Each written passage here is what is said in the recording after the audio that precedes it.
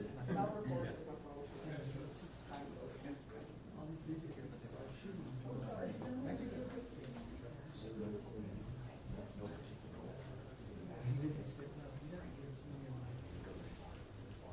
told him I took the best light of the hour. We had like 2 ones, so I was like having a team. What is it?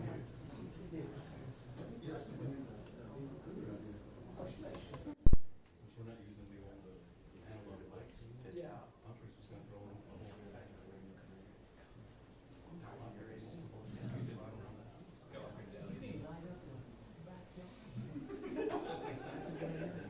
When I'm barbecuing and it's getting hard, I put the light right up. So it's close. Keep it warm too, use electric.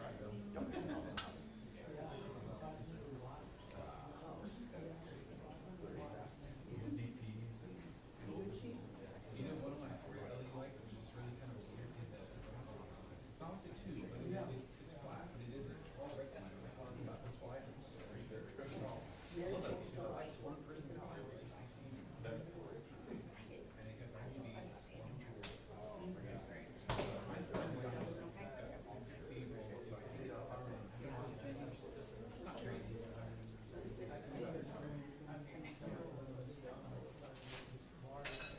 Well, those two are actually, they're not even the good, like, they're not,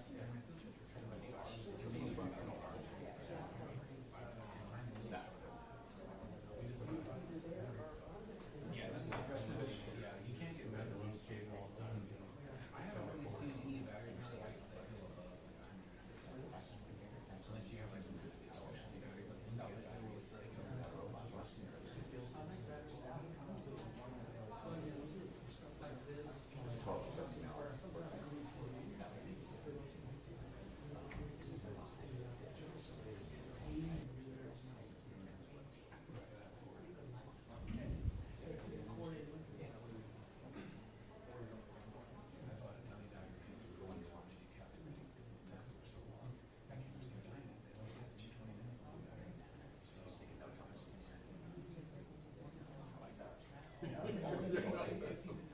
That's the play. Yeah, that's right.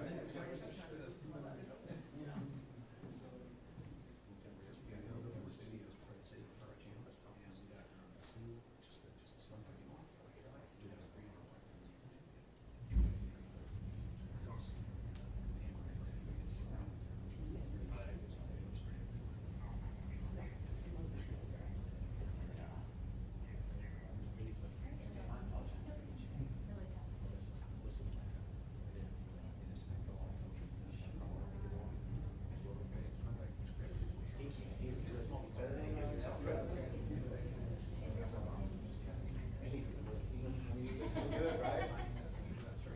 We will.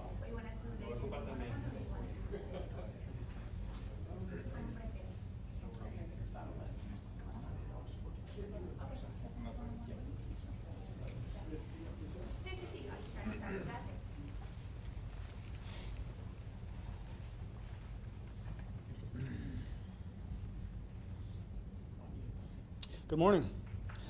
I'm Lieutenant Stephen Rios. I'm the Public Information Officer for the Universal City Police Department. Thank you all for being here.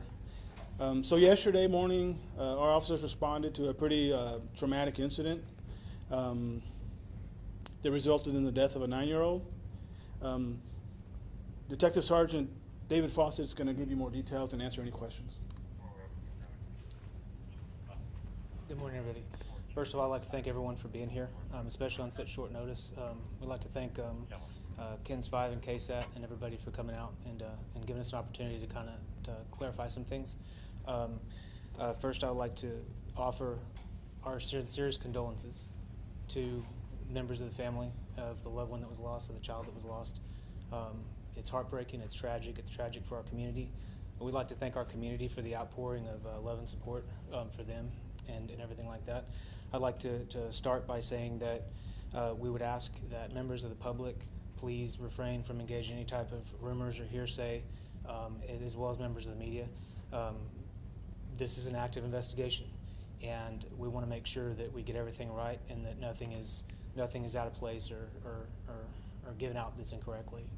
Also, we'd like to ask for privacy for the family. So in a few minutes, I'm going to be taking questions, and we're going to give as much as we can because we want to give you guys what you need, but at the same time, we also would like to protect the privacy of the family and everything like that. So first of all, I'd like to say that at about 5 o'clock yesterday morning, our officers and our EMS and our fire department were dispatched to the 8200 block of Zodiac Road in our city for a report of a disturbance that turned out to be a stabbing. And I don't think that anything could have prepared our first responders of the city for what they saw.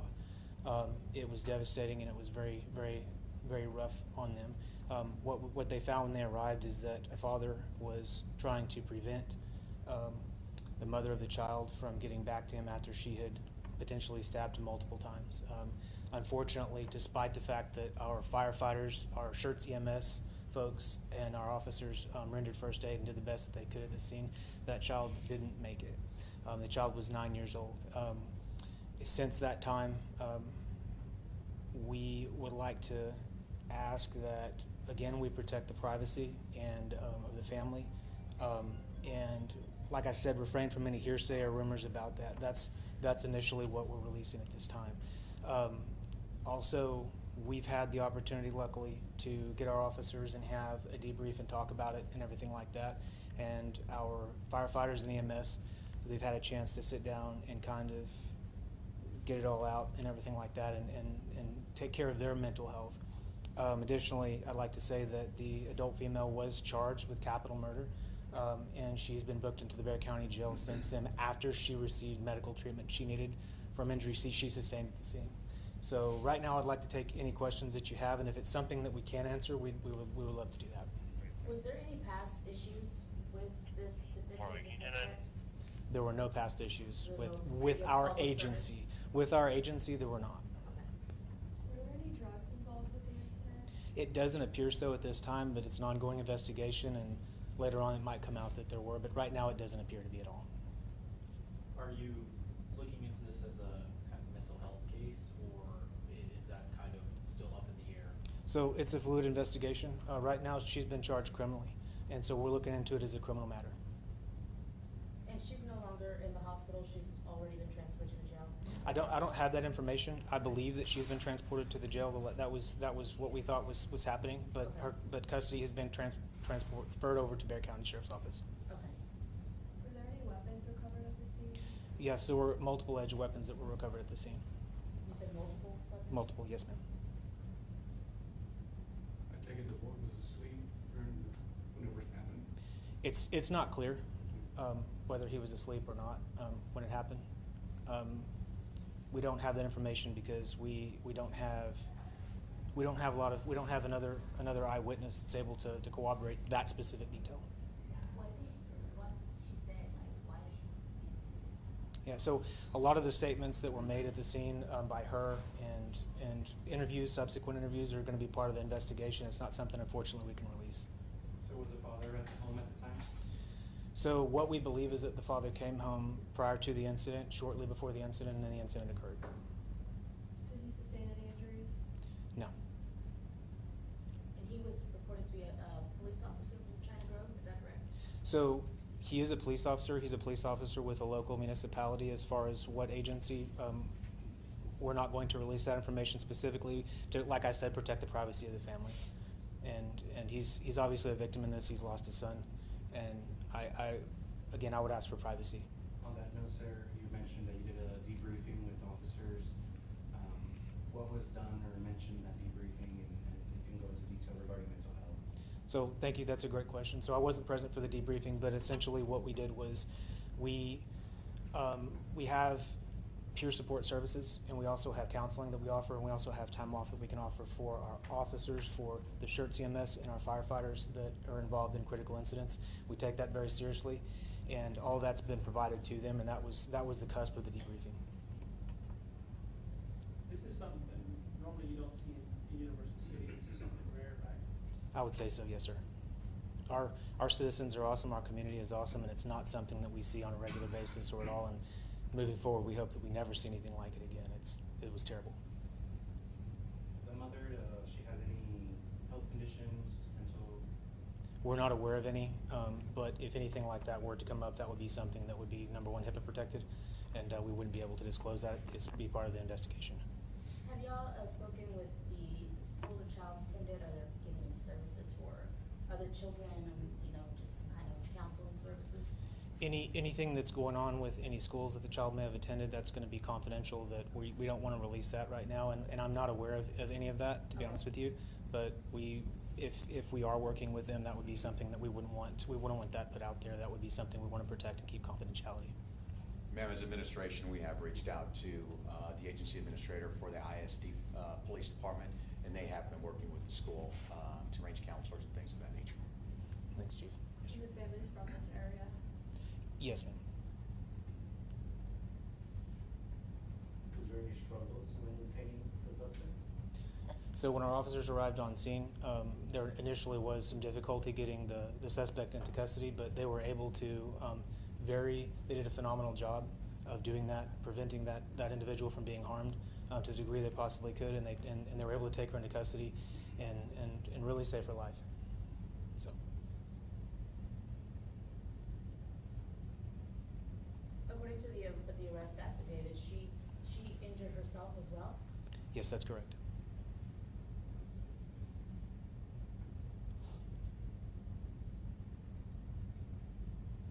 Can we get a statement in Spanish, just since y'all are already up there?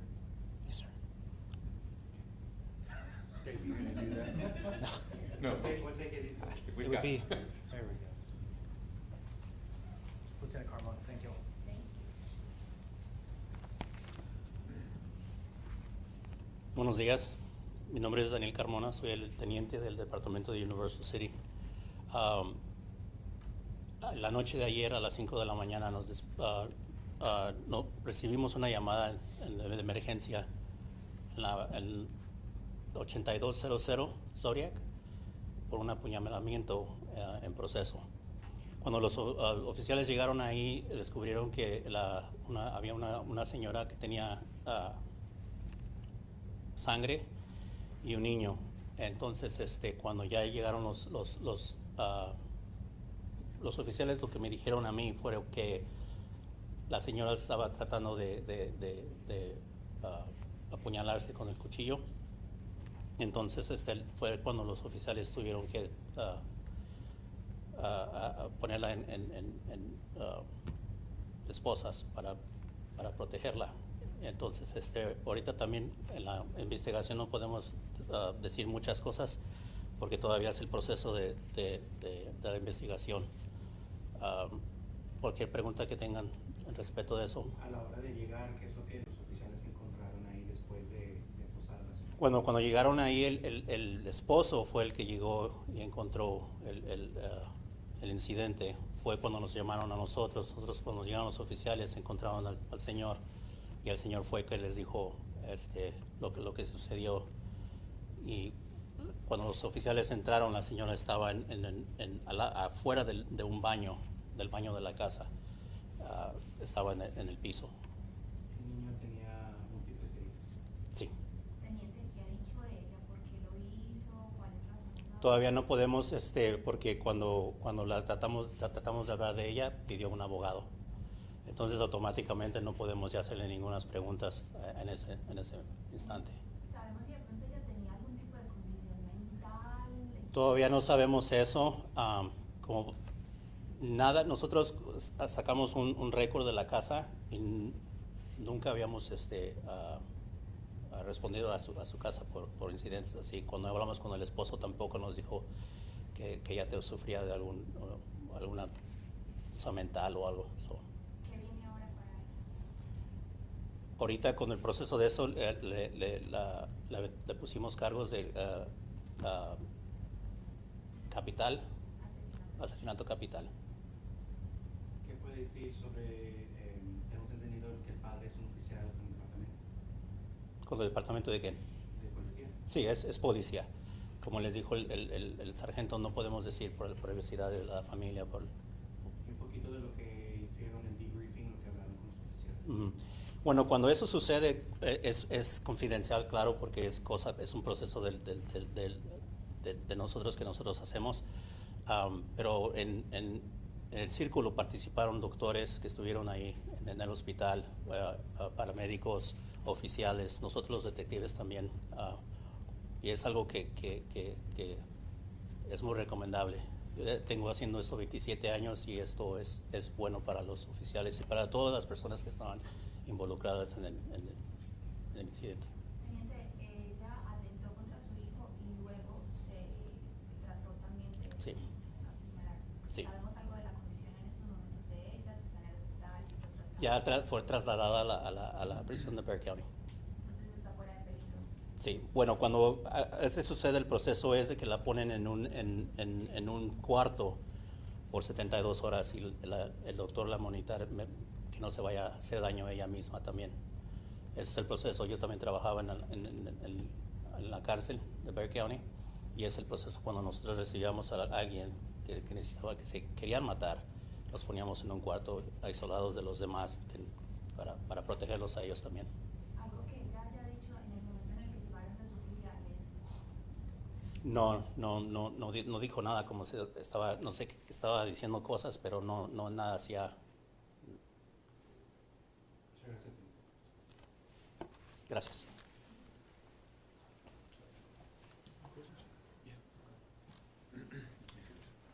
Thank you all for being here. If we do have any more pertinent information that we need to make public, we will. But at this point, it's an ongoing investigation. Are y'all going to be providing a mugshot, or do you know if the mugshot has been taken of her yet? We will not be providing a mugshot. Yes. Yes, ma'am. Can we go back to the timeline for just a minute, because I didn't really understand what you said about the timeline. When Dad arrived home, the attack against the boy was already over, or it was in progress? Sure, absolutely. So, the evidence that we have suggests that the dad arrived home, and then after he had been home for a very short while, the attack occurred. And the affidavit also says that while they were trying to restrain the woman, she kind of escaped and went and got another weapon and was able to hurt herself, but she was already injured when police arrived. That's correct as far as her injuries, as far as police, when police arrived, that is correct. As far as the specific details of what happened from the time that they arrived to restraining and stuff like that, that's going to be stuff we want to kind of keep confidential, just for the integrity of our investigation. Chief, did you want to say something about your people? Thanks.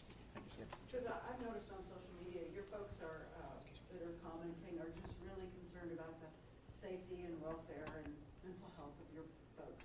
Yes, ma'am, thank you. And we live in a great community, and we have the best citizens here, and one of them's present as well. And we're certainly happy to serve this community as well. First, I'd like to just say thank you to the Ranger Temez here and the Ranger Service as a whole. They're great partners, and thank you, sir. We appreciate all that you guys do, and not just for us, but around the state. And thank you all for coming out as well. And I'd like to add that we live in a country, we're very fortunate to live in this country where these types of crimes are very, very rare, and thankfully so. Crimes like this shock your conscience, rocks you to your core. You can't unsee some of the stuff that you see, and you can't understand why it would happen. Our children are our most valuable things in the world to us, right? I say that to say we certainly, we pray for our officers, but we also pray for the family as well. But for you guys too, you're not immune to this, so make sure you stay safe and stay healthy. And we'd like to ask that yourselves and the viewers and anybody else out there that if they suspect family violence of any type or suspicious activity anywhere, don't hesitate to call. We don't charge for our services, as you all know. So I don't have anything else unless you have questions for me, and I'll turn it back over to our PIO. Can he spell his last name? I'm sorry.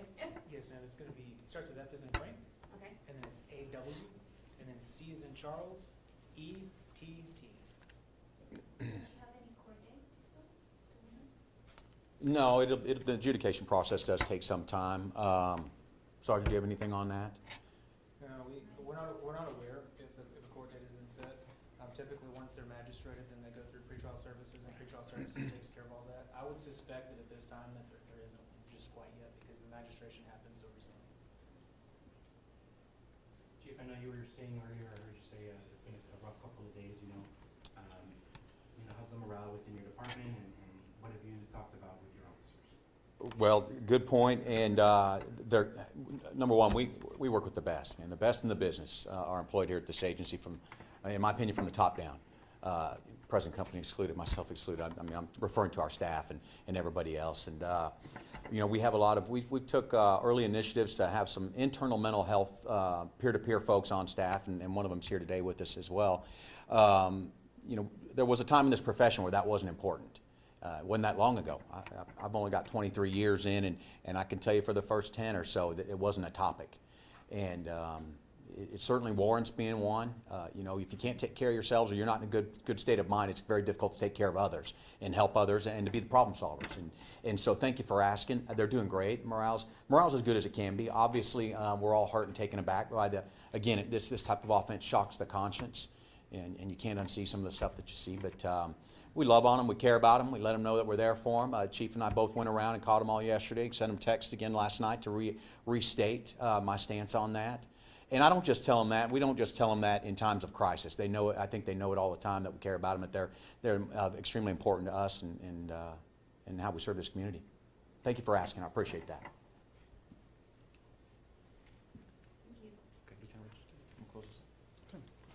Thank you all for being here. As I said, if we have any more pertinent information that we can make public, we will. So thank you all and have a good day.